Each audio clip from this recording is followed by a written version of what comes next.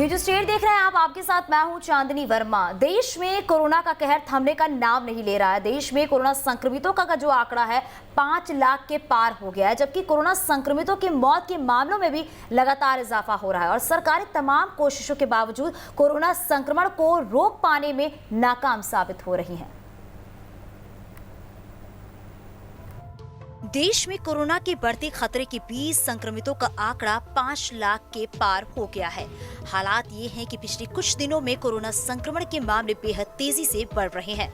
1 जून से लेकर अब तक 3 लाख से ज्यादा कोरोना संक्रमित मिल चुके हैं। 1 जून को देश में 1,98,371 कोरोना के मरीज थे, जो आज बढ़कर 5,08,953 तक पहुंच गया है। हालांकि कोरोना संकट के बीच राहत की बात यह है कि देश में कोरोना संक्रमितों की ठीक होने की रफ्तार भी बढ़ी है और रिकवरी रेट बढ़कर 58.26% तक पहुंच गया है। वहीं अगर मध्य प्रदेश की बात करें तो प्रदेश में कोरोना संक्रमितों का आंकड़ा 12,800 के पार पहुंच चुका है। कोरोना के चलते प्रदेश में अब तक 546 लोगों की मौत हो चुकी है और प्रदेश के 52 जिलों तक में कोरोना का संक्रमण फैल चुका है। वहीं छत्तीसगढ़ में भी हालात अलग नहीं है और यहाँ भी तेजी से कोरोना का संक्रमण फैल रहा है। प्रदेश में कोरोना संक्रमितों का आंकड़ा 2500 के पार पहुँच चुका है, जबकि अभी तक 13 लोग कोरोना के चलते अपनी जान गंवा चुके हैं। जिस तेजी से देश में कोरोना का संक्रमण बढ़ रहा है वो बेहद खतरनाक है। ऐसे में जरूरी है कि सरकारी कोशिशों के साथ साथ आम लोग भी अपनी सुरक्षा को लेकर और गंभीरता दिखाएं और सोशल डिस्टेंसिंग से लेकर मास्क पहनने तक के नियमों का पालन करें ताकि कोरोना को हराया जा सके। Team news state. तो देखिए, लगातार जिस तरीके से मामले बढ़ते जा रहे हैं, काफी चिंता का विषय हम सभी लोगों के लिए है और इसी पे बातचीत करने के लिए हमारे साथ लाइव जुड़ गए। आपको बता देते हैं, इंदौर से हमारे सहयोगी आदित्य हमारे साथ जुड़ गए हैं। भोपाल से बात करें तो दीप्ति चौरसिया हमारे साथ जुड़ गई हैं और साथ ही हमारे साथ डॉक्टर विवेक परिहार भी जुड़ चुके हैं, जो कि हेल्थ एक्सपर्ट है। सबसे पहले रुख करते हैं इंदौर का, जहाँ पे हमारे सहयोगी आदित्य लगातार बने हुए। आदित्य, अगर आज की बात करें तो वहाँ का आंकड़ा क्या कुछ है, पहले ये अपडेट कर दीजिए आप।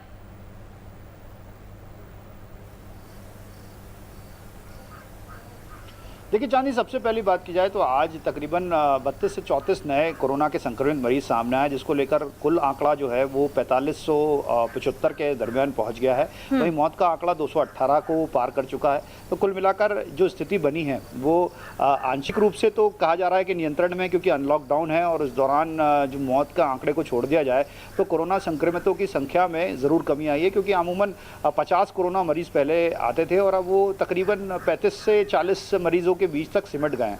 वो भी खास बात इसलिए है क्योंकि इंदौर में अनलॉकडाउन को आज 26-27 दिन हो चुके हैं और इतने बड़े पैमाने पे, इतने बड़ी आबादी पर 90% बाजार खुले हुए हैं और उसके बावजूद अगर 30 से 35 लोग संक्रमित आ रहे हैं तो ये एक राहत की खबर है। लेकिन दूसरी चिंता में डाल देने वाली खबर यह है चांदनी की, जिसमें मौत का आंकड़ा बढ़ा है। तकरीबन 4 मौतें रोज दर्ज की जा रही हैं और ये वो मौतें हैं जो सरकारी रिकॉर्ड पर हैं, क्योंकि कई मौतें तो ऐसी हो जाती हैं जो मरने के बाद पता नहीं हो पाता और उसको रिपोर्ट नहीं हो पाती, तो कहीं ना कहीं वो ये समझ नहीं आ पाता कि कोरोना संक्रमित था या नहीं था। लेकिन जो मौतें रिकॉर्ड हो रही हैं वो 4 हैं। अगर आबादी के लिहाज से बात की जाए, जनसंख्या के लिहाज से बात की जाए, कोरोना संक्रमण के लिहाज से बात की जाए तो ये मौत का आंकड़ा महाराष्ट्र, मुंबई से भी ज़्यादा देखा जाता है अगर जनसंख्या और आबादी के लिहाज से बात की जाए। तो कहीं ना कहीं ये चिंता में डाल देने वाला है। दूसरा सबसे बड़ा चिंता का विषय ये भी है चांदनी कि यहाँ पर जो सबसे बड़ी परेशानी कोरोना संक्रमण को लेकर आई है वो सांस में लेने की तकलीफ है। फेफड़ों तक सांस जो नहीं पहुंचती और एक कोरोना की सबसे घातक स्टेज होती है, 3rd स्टेज से कहा जाता है, जिसके बाद कमोबेश आदमी को बचा पाना या उस मरीज को बचा पाना बहुत मुश्किल होता है। तो जितनी मौतें हुई हैं उसमें ये बात सामने आई है। हाल ही में स्वास्थ्य विभाग की एक रिपोर्ट आई है जिसमें खुलासा हुआ है कि कहीं ना कहीं जांच में कमी रह गई और समय पर जो है मरीजों को रेफर नहीं किया गया। बिल्कुल, क्योंकि कुछ ऐसी कमियां हैं जो नजर आ रही है यहाँ पर। एक बार जरा भोपाल का भी रुख करते हैं। दीप्ति हमारे साथ जुड़ी हुई है। दीप्ति, अगर आज के आंकड़े की बात करें तो क्या कुछ अपडेट है वहां पर?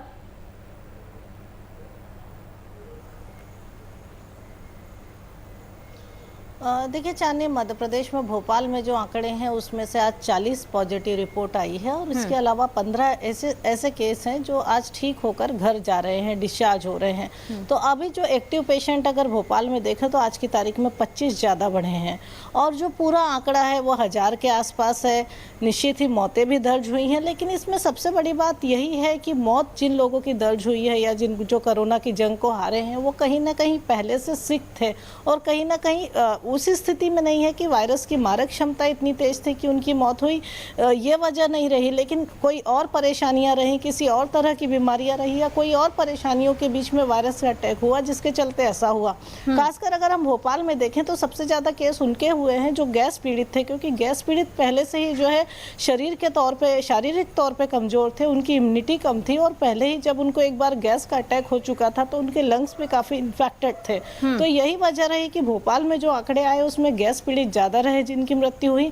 आज भी जो है 1000 के आसपास मामले हैं, लेकिन उसके बाद भी पूरे मध्य प्रदेश के आंकड़े अगर हम देखें तो लगभग जब से अनलॉक हुआ है आंकड़ों में काफ़ी स्थिरता दिखाई दे रही है। हालांकि एक बात और लगातार आ रही है इसमें कि ये विपक्ष का भी आरोप है कि आंकड़े इसलिए नहीं बढ़ रहे हैं क्योंकि टेस्टिंग नहीं हो रही, और ये बात शायद कहीं ना कहीं जनता के मन में भी है कि आंकड़े नहीं बढ़ रहे तो क्या कहीं कोई टेस्टिंग में कोई कमी तो नहीं। तो निश्चित ही अगर ये टेस्टिंग में कमी, जैसे हम बताते हैं कि टेस्टिंग में कमी का विपक्ष आरोप लगाती है, लेकिन एक वायरस भी कहीं कमजोर पड़ रहा है या फिर दूसरी चीज हम ये मान सकते हैं कि हमारी इम्यूनिटी बहुत बढ़ चुकी है। जैसे पिछले दिनों बीजेपी में एक विधायक कोरोना पॉजिटिव थे, लेकिन उनके साथ उनके संपर्क में आए सभी विधायकों ने अपना टेस्ट कराया लेकिन वो निगेटिव निकले। तो या तो लोगों की इम्यूनिटी बहुत बढ़ चुकी है या वायरस कमजोर हो चुका है। तो कहीं ना कहीं जो भी हालात बने हो, चाहे इम्यूनिटी बढ़ने के बने हुए हो चाहे वायरस के कमजोर होने के, स्थितियां तो लगभग सुधार में दिखाई दे रही हैं। हालांकि अभी भी एहतियात बरतने की बहुत ज़रूरत है, क्योंकि अनलॉक में हमें ये नहीं पता है कि कौन करियर बन के आ रहा है, क्योंकि अब जो कोरोना है उसमें कहीं से कहीं तक सिम्टम्स बहुत तेज़ी से नहीं दिखाई दे रहे, और जब सिम्टम्स नहीं दिखाई दे रहे हैं तो ये नहीं पता है कि कौन इन्फेक्टेड है और कौन आपको उसको इन्फेक्शन को ट्रांसमिट कर सकता है। बिल्कुल, तो जब क्योंकि तक लगातार ये चीजें सामने आ रही हैं, जो प्रवासी हैं वो जब वापस लौट रही हैं तो इसीलिए मामले लगातार बढ़ते चले जा रहे हैं। और चलिए एक बार रुक करते ग्वालियर का सहयोगी विनोद भी हमारे साथ जुड़े हुए हैं। विनोद, वहां के क्या आंकड़े हैं, क्योंकि अभी लगातार जो बातचीत की जा रही है उसमें ये भी मामले सामने निकल कर आ रहे हैं कि टेस्टिंग को लेकर भी सवाल कई सारे यहाँ पर खड़े हो रहे हैं।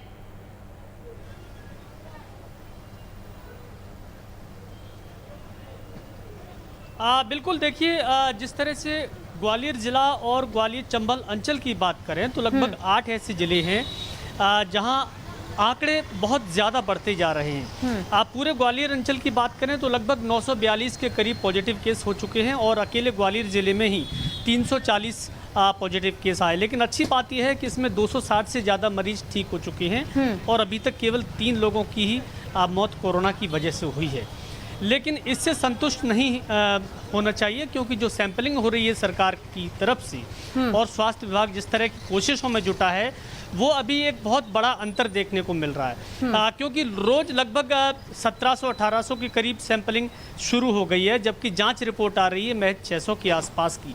तो ये जो अंतर है ये 2.5 गुना से ज़्यादा अंतर हो गया है। जब तक ये लेवल पे नहीं आ जाए, जितने आप सैंपल ले रहे हैं उतनी रिपोर्ट रोज़ अगर रिलीज़ होने लगे तो ये मान सकते हैं कि अब कोरोना की जांच और कोरोना की संक्रमण से बचने के लिए जो कोशिशें हो रही हैं वो स्मूथली चल रही हैं। तो इसमें बहुत ज़्यादा अंतर आ रहा है। लोगों की लापरवाही लगातार देखने को मिल रही है। जिस तरह से अब लॉकडाउन कोई मानने के लिए तैयार नहीं है, बाज़ारों में भीड़ बढ़ गई है, सभी कार्यक्रम होने लगे हैं, शादियों में भी लोग आने जाने लगे हैं।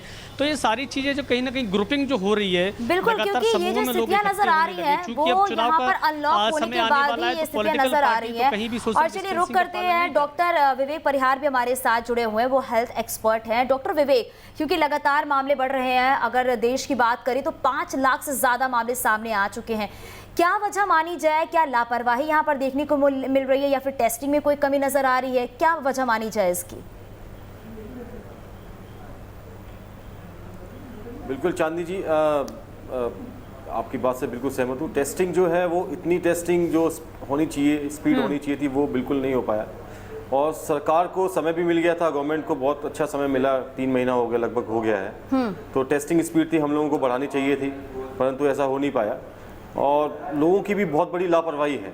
आप देखेंगे जो जब से लॉकडाउन खुला है और इस चीज़ को लोग बिल्कुल फॉलो नहीं कर रहे हैं, सोशल डिस्टेंसिंग और जो जितने भी प्रोटोकॉल्स है जिनसे कि हमें वायरस से बचाव हो सकता है, मतलब लोग बहुत ही लापरवाह हो गए हैं। तो इस चीज़ में लोगों को समझना पड़ेगा कि वायरस जो है वो अभी और पीक पे जाएगा और नंबर ऑफ पेशेंट जो है वो आने वाले टाइम में बहुत बढ़ेंगे। तो कहीं ना कहीं जनता को है बहुत जागरूक होना पड़ेगा। जितने भी प्रोटोकॉल्स हमने पहले फॉलो किए थे उनको निरंतर हमको फॉलो करना पड़ेगा, क्योंकि वैक्सीन जो है वो अभी उसको आने में बहुत समय लगेगा। काफ़ी कंपनीज जो हैं वो लगी हुई हैं, परंतु अभी निर्णायक जो है लड़ाई जो है इसमें कोरोना के लिए अभी वो है बाकी है। तो गवर्नमेंट को और जनता को मिलकर इसमें बहुत लड़ाई अभी आगे लड़नी है, तब कहीं जाके हम आगे इस वायरस पे कंट्रोल कर सकते हैं। और टेस्ट और गवर्नमेंट को होम क्वारंटाइजेशन जो चांदी जी मैं सजेस्ट करूंगा वो उस पे पत्ती पे चलना पड़ेगा, क्योंकि क्वारंटीन सेंटर्स में आप नंबर ऑफ पेशेंट बहुत बढ़ रहे हैं, उनको कहीं ना कहीं जो है बहुत दिक्कतों का सामना करना पड़ेगा और इतने क्वारंटीन सेंटर बनाना संभव नहीं है। तो जैसा हमने दिल्ली बेस्ड मॉडल है और भी जगह जो गवर्नमेंट ऑफ इंडिया ने स्टार्ट किया है उसमें, तो वो चीज़ें हमको फॉलो करनी पड़ेंगी। और जिनको एसिम्प्टोमेटिक जो लोग हैं उनको हमें होम क्वारंटाइजेशन की जो 10 दिन का जो 14 दिन का पीरियड है उसकी सलाह देनी पड़ेगी कि आपको अगर सर्दी खांसी जुकाम है हल्का सा तो आप कृपया घर पे रहें, ताकि आपसे जो इन्फेक्शन है वो दूसरे को ना बढ़े। तो इस पत्ती पे हमको चलना पड़ेगा। बिल्कुल, और अभी डॉक्टर पीक विवेक टाइम ये जो भी है है कि वो जब अभी आया से नहीं है, कोरोना का पीक टाइम जो है बिल्कुल, क्योंकि अगर बात यहाँ पर करें तो जब से लॉकडाउन की बाद अनलॉक हुई है तब से ये गतिविधियां देखने को मिल रही हैं। और साथ में ये भी तस्वीरें नजर आ रही हैं कि जो प्रवासी हैं उनके कांटेक्ट में जितने लोग आ रहे हैं, इस वजह से लगातार मामले बढ़ते चले जा रहे हैं। और अब तो ये भी कहा गया है कि घर घर जाके सर्वे किया जाएगा और जो बीमार है उनकी भी यहाँ पर प्रॉपर टेस्टिंग की जाएगी, ताकि जो आंकड़े आ रहे हैं उन्हें किसी तरीके से कम किया जा सके। क्या ये संभव लगती है चीजें यहाँ पर? चांदी जी, डॉक्यूमेंट में चीज़ों को बोलना और उनको इम्प्लीमेंटेशन उनका करना बहुत ही बड़ा अंतर होता है इन चीज़ों में।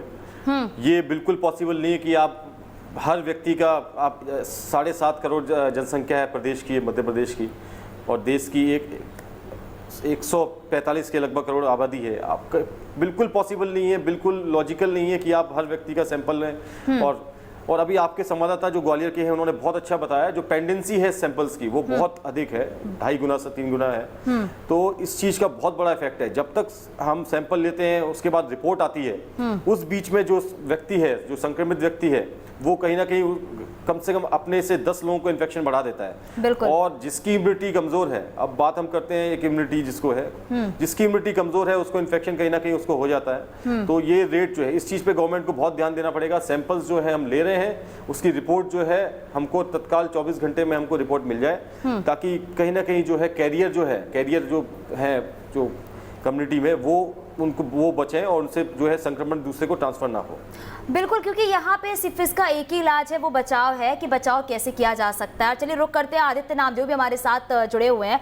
आदित्य, क्योंकि जब आपसे पहले बातचीत हो रही थी तो ये बात लगातार सामने निकल कर आ रही थी, टेस्टिंग को लेकर सवाल खड़े हो रहे थे, और साथ में ये भी थी जब सरकार की तरफ से तमाम कोशिशें की जा रही हैं तो कमियां कहाँ रह जा रही हैं?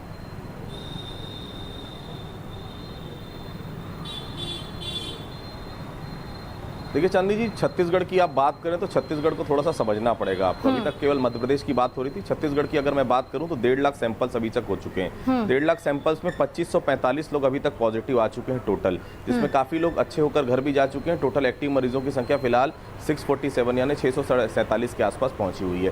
देखिए दिक्कत सबसे बड़ी ये है कि अगर हम ओवरऑल आंकड़े की बात करें, छत्तीसगढ़ में देखिए 28 राज्य हैं, इसमें माफ़ कीजिएगा 28 जिले हैं, जिसमें कोरबा के अभी तक पॉजिटिव मरीजों की संख्या सबसे ज़्यादा रही है 306। हालांकि प्रवासी मजदूर, आपको याद होगा सबसे पहले जो निज़ामुद्दीन से जो मरकज़ वाला मामला शुरू हुआ था वो सबसे पहले कोरबा में ही आया था। उसके बाद कोरबा में पेशेंट्स की लगातार संख्या बढ़ी थी, उसके बाद फिर अचानक कम भी हुई और फिर से जब प्रवासी मजदूर आए तो अचानक बढ़ गई।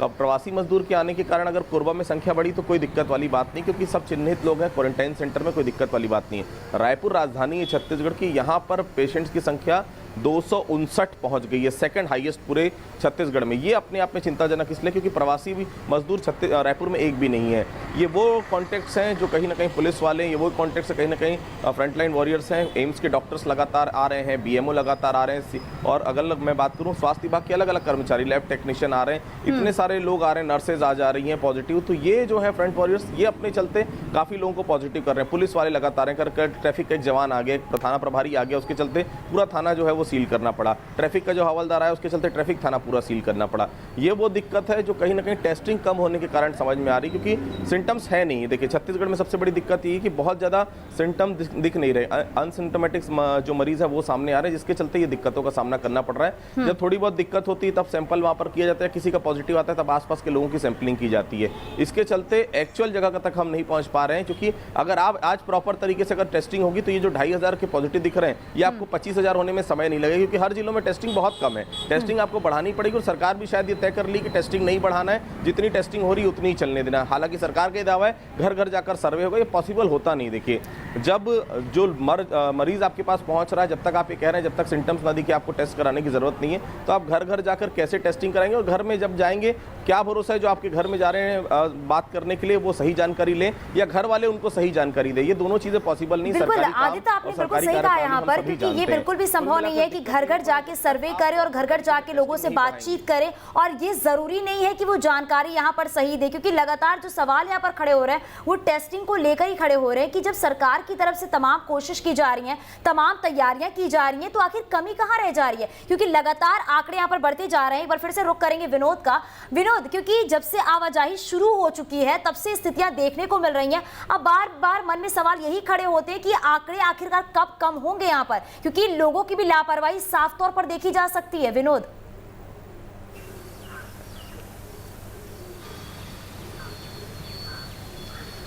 बिल्कुल देखिए, लोगों की लापरवाही साफ तौर पर दिखाई दे रही है, रोज़ दिखाई दे रही है, और पिछले एक महीने से तो आलम यह है कि कोई किसी की मानने के लिए तैयार नहीं है। यहाँ कोई किसी के लिए जिम्मेदार नहीं है। जिम्मेदारी आदमी को अपनी खुद समझना चाहिए, खुद अपना ध्यान रखना चाहिए। सरकार ने भी कहीं ना कहीं अब इसमें उतनी सख्ती नहीं रखी जितनी शुरुआत में देखने को मिल रही थी। यानी सरकार ये साफ ऐलान कर चुकी है कि आप अपना ध्यान रखिए और खुद ही सोशल डिस्टेंसिंग का पालन कीजिए, यही इसका सबसे बड़ा बचाव का तरीका है। लेकिन जो बात हो रही थी कि घर घर जाकर सैंपलिंग करने की, वाकई में एक बहुत बड़ा काम है, बहुत कठिन काम है, लेकिन अगर शासन इसको करना चाहे तो हो सकता है। याद कीजिए जिस तरह से पोलियो उन्मूलन कार्यक्रम चलाया सरकार ने और उसके खिलाफ एक अभियान सालों तक चलता रहा, आज भी हम देखते हैं तो वो भी घर घर जाके बच्चों से पहले शुरुआत में मिलते थे, बाद में कैंप लगने लगे जगह जगह, मोहल्ले मोहल्ले में। आज भी हम देखते हैं जो पैरामेडिकल स्टाफ है वो घरों में जाकर लोगों की कुंदियाँ और वेल बजा के पूछता है कि आपके घर में कोई बच्चा तो नहीं है, पोलियो को टीका तो नहीं लगना है। तो ये काम भी हो सकता है, कोई बड़ा काम ऐसा नहीं है कि किसी काम को नामुमकिन समझा जाए। सरकार को, शासन को पूरी इसमें शिद्दत के साथ काम करना होगा, टीमें गठित करनी होंगी तो ये काम हो सकता है। लेकिन सबसे ज़्यादा सवाल वही आता है कि जिम्मेदारी लोगों की है कि डॉक्टरों पर या स्वास्थ्य विभाग पर इतना ज़्यादा प्रेशर न पड़े। लेकिन चुनौतियां बहुत ज्यादा यहाँ पर नजर आ रही हैं। सबसे दिक्कत तो बात यही है कि ये चीजें संभव नहीं है कि अभी इस वक्त में घर घर जाके सर्वे करके और बाकी मरीजों की रिपोर्ट यहाँ पर लाई जाए कि कौन ठीक है कौन ठीक नहीं है। एक बार रुक करते हैं, डॉक्टर विवेक भी लगातार हमारे साथ बने हुए हैं। डॉक्टर विवेक, क्योंकि इसका अभी कोई भी इलाज नहीं है, ये हम सब अच्छे तरीके से जानते हैं। लोगों की लापरवाही भी साफ तौर पर देखी जा सकती है, वो देखने को मिल रही है। लोगों को ये लग रहा है कि अब अनलॉक हो चुकी है चीजें, तो कोरोना का खतरा खत्म हो चुका है। कैसे इसको रोका जा सकता है और कैसे लोग इन बातों को समझे कि अभी उन्हें घर से निकलना ठीक नहीं है और संक्रमण का खतरा जो है लगातार बढ़ते ही चला जा रहा है? चांदी जी, गवर्नमेंट को अब अपनी पद्धति जो है वो चेंज करनी पड़ेगी। अभी तक जो है लॉकडाउन का पीरियड था तो गवर्नमेंट ने कहीं ना कहीं उसको थोड़ी बहुत सख्ती दिखा के लोगों को घर के अंदर रखा, परंतु अब आर्थिक गतिविधियां जो जब से स्टार्ट हुई हैं तो कहीं ना कहीं लगाम जो है बिल्कुल छूट गई है और लोग जो हैं इस चीज़ को बिल्कुल फॉलो नहीं कर रहे हैं। तो गवर्नमेंट को कुछ ऐसे प्लान्स और ऐसे कुछ कार्यक्रम चलाने पड़ेंगे जिससे लोगों को वो समझाएं कि नहीं, ये जो वायरस है अभी पीक टाइम पे नहीं आया, ये आपको, इससे आपको ही खतरा है, तो आपको स्वयं आपको ध्यान रखना है। जो भी चीज़ें आपने अभी तक फॉलो की हैं, सबसे इम्पोर्टेंट सोशल डिस्टेंसिंग जो है, आप जाएं, बिल्कुल जाएं बाजार में, जो भी आपको काम करना है, आपको आर्थिक जो भी गतिविधि करनी है वो करें, अपनी नौकरी पे जाएं, लेकिन आप जो है 3 मीटर की दूरी बना के रखें लोगों से आपस में। तो ये सब चीज़ें जो हैं गवर्नमेंट को मोटिवेट करना पड़ेगा कि आप साबुन से हाथ धोएं जब भी घर में पहुँचें, जब भी किसी चीज़ को टच करें। तो जो भी एक्टिविटीज़ जो अभी तक आपने की थी वो सब चीज़ें आपको फॉलो करना है। तो ये सरकार को अपनी पद्धति जो है बिल्कुल नए सिरे से इस चीज़ को करना पड़ेगा। चांदी डॉक्टर विवेक, एक संक्षेप में आपसे जानना चाहूंगी, क्योंकि लगातार ये बार बार कहा जा रहा है कि अपने इम्यून सिस्टम को स्ट्रॉन्ग करना है, बूस्टअप करना है उसे, ताकि हम ठीक रहें पूरी तरीके से। तो कैसी चीज़ों को किया जा सकता है, क्योंकि तरह तरह की बातें सामने निकल कर आ रही हैं।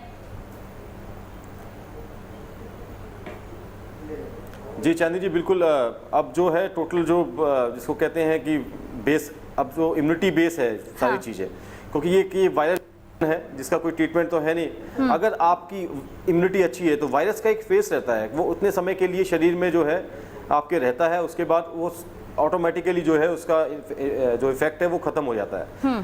तो गवर्नमेंट ने बहुत अच्छा प्लान जो आयुष मंत्रालय ने चलाया था, जो काढ़ा पिए, घर में काढ़ा बना के पिए अगर बाहर से आपको नहीं अवेलेबल है। इम्यूनिटी बूस्टर्स हैं कुछ अवेलेबल हैं, तो और रोज सुबह उठ के आप कसरत करें। जो भी चीज़ें, सारी चीज़ें जिससे इम्यूनिटी आपकी बढ़े, वो सब चीज़ें हमको फॉलो करनी है और अपने खान पान पे बहुत ध्यान देना है। तो इन चीज़ों से हम अपनी इम्यूनिटी बढ़ा सकते हैं। तो टोटल जो भी क्योंकि डॉक्टर विवेक एक यही रास्ता है और इसी से अपने इम्यून सिस्टम को बढ़ाया जा सकता है, क्योंकि अभी कोई और रास्ता नहीं है। एक बार दीप्ति का रुख करते हैं। दीप्ति, यहाँ पर क्या कहा जाए, क्या सरकार की जो कोशिशें हैं वो नाकाफी साबित हो रही हैं?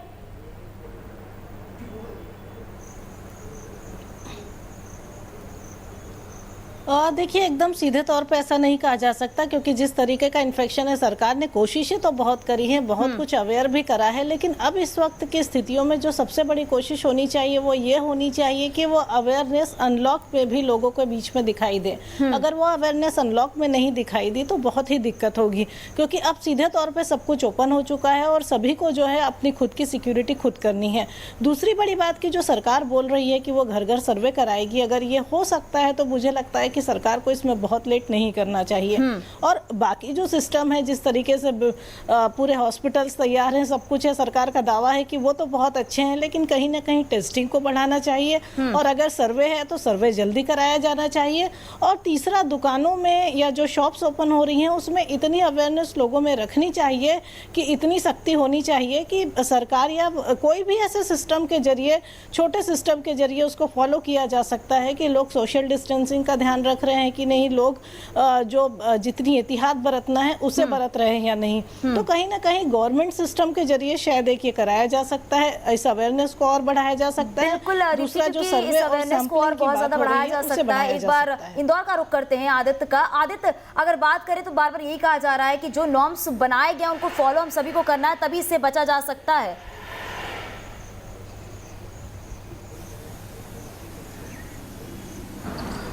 देखिए, ये तो तयशुदा बात है कि जो प्रोटोकॉल्स डिसाइड किए गए हैं, जो प्रोटोकॉल्स बचाव का साधन है, और कोरोना वायरस गया नहीं है, ये बात तो सभी को मान लेना चाहिए और मानना ही चाहिए, क्योंकि जब तक इसका एंटीडोट नहीं आता या बॉडी उस तरह से एंटीडोट तैयार नहीं कर पाती या उसमें नहीं हो पाता, तब तक तो बहुत एहतियात की जरूरत है। और जिस तरह के हालात दिख रहे हैं, बहुत एहतियात की जरूरत है। एक बार रायगढ़ का भी रुख कर लेते हैं। आदित्य नामदेव भी हमारे साथ बने हुए हैं। आदित्य, क्योंकि यहाँ पर लोगों में जागरूकता और लाने की जरूरत है, तभी इन चीजों को रोका जा सकता है।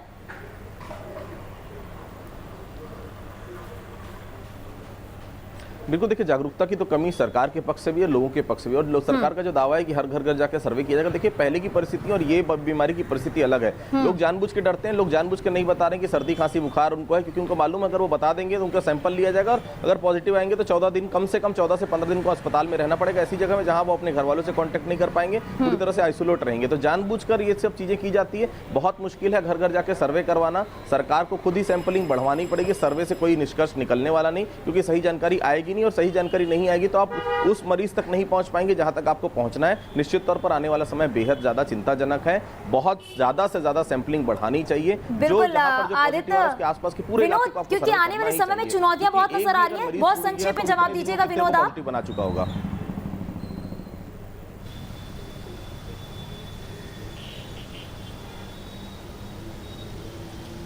बिल्कुल, वाकई में बहुत सारी चुनौतियां हैं। सबसे बड़ी चुनौती तो यही है कि जो सैंपलिंग में जो अंतर आ रहा है, वो पेंडेंसी सरकार को ख़त्म करनी होगी और उसके लिए सिस्टम डेवलप करना होगा। ज़्यादा से ज़्यादा लेबोरेटरी में जांचों की रिपोर्ट समय पर मिले और जल्दी मिले, ये सबसे बड़ी चुनौती है। दूसरा, लोगों को रोक पाना और लोगों को ये समझाइश देना कि कोरोना अभी खत्म नहीं हुआ बल्कि और बढ़ता जा रहा है, ये सबसे बड़ी चुनौती है। सख्ती करना होगी कहीं ना कहीं। तो ये दो चुनौतियों से सरकार अगर निपट ली, सबसे ज़्यादा लोगों को डिस्टेंसिंग का पालन करवा ले, तो कोरोना को जल्दी हराया जा सकता है।